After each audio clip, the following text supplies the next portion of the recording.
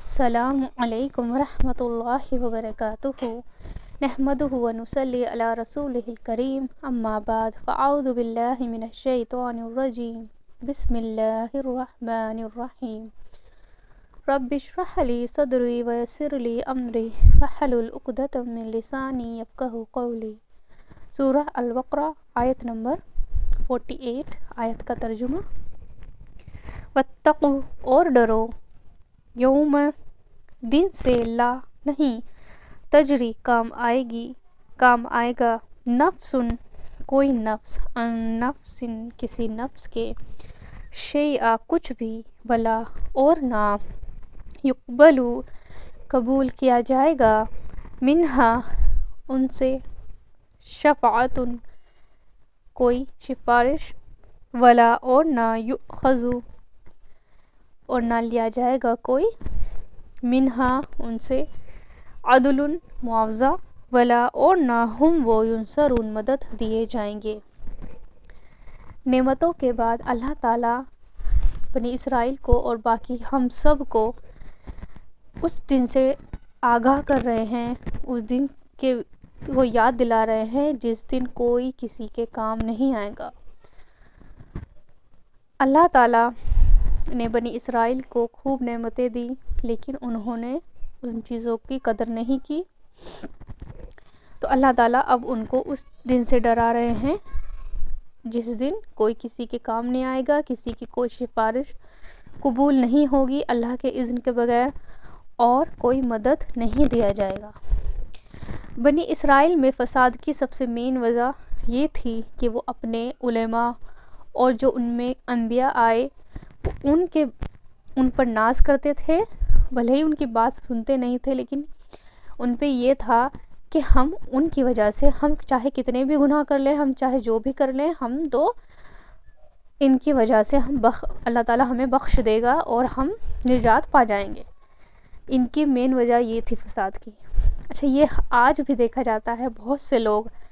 کہتے ہیں کہ ہم تو نبی کی امت ہیں، نبی صلی اللہ علیہ وسلم پیارے نبی ان کی امت ہیں اور ہم تو جنت میں جائیں گے ہی، لیکن کچھ گناہ ایسے ہیں جسے صرف اور صرف اللہ تعالیٰ، یعنی وہ گناہ ایسے ہیں جیسے اللہ کے ساتھ شرک ہے، اگر اس کی توبہ نہیں کی جا سکتی تو جنت میں نہیں جا سکتے۔ تو ہم اس چیز کو لے کے نہیں بیٹھنا ہے کہ ہم تو نبی کی امت سے ہیں اور ہمیں تو جانا ہی ہے، چاہے اس کے بعد کچھ بھی کرتے رہیں۔ ایسا نہیں ہے، کوئی کسی کے وسیلے سے نہیں بچے گا، سب کو اپنے اعمال درست کرنے ہیں، اپنے اعمال خود کرنے ہیں، کرنا ہے، بنا کیے کچھ نہیں حاصل ہوتا، اور جنت آسان نہیں ہے، جنت کا راستہ بہت کٹھن ہے۔ تقویٰ کیا ہے؟ تقویٰ اسی ڈرنا، یعنی تقویٰ کا مطلب یہ ہوتا ہے کہ ہم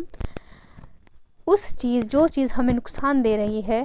اس کے اور اپنے درمیان ایک بچاؤ کو اختیار کریں، یعنی اس نقصان سے بچنے کے لیے ہمیں ایک بچاؤ کو اپنے لیے تیار رکھنا ہوتا ہے، وہ تقویٰ ہے۔ پھر ہم اسی دن پاتے ہیں کہ وہ کیسا دن ہوگا۔ اللہ تعالیٰ نے اس دن کو بہت بڑا دن بتایا ہے، بہت شدید مشکل دن ہوگا، جس دن کوئی کوئی اس دن سے بھاگ نہیں سکتا، اور اللہ تعالیٰ پہلے اور آخری، یعنی سب جو آدم علیہ السلام سے لے کے اور آخری تک جتنے بھی لوگ آئیں گے ان سب کو جمع کرے گا اور ان کا حساب کتاب ہوگا، اور کوئی بھی اس دن کسی کے کام نہیں آئے گا، یعنی اولاد والد کے اور والد اولاد کے بھی کام نہیں آئے گی۔ سب سے قریبی رشتہ ہوتا ہے ماں باپ کا، وہ بھی ایک دوسرے کے کام نہیں آئیں گے۔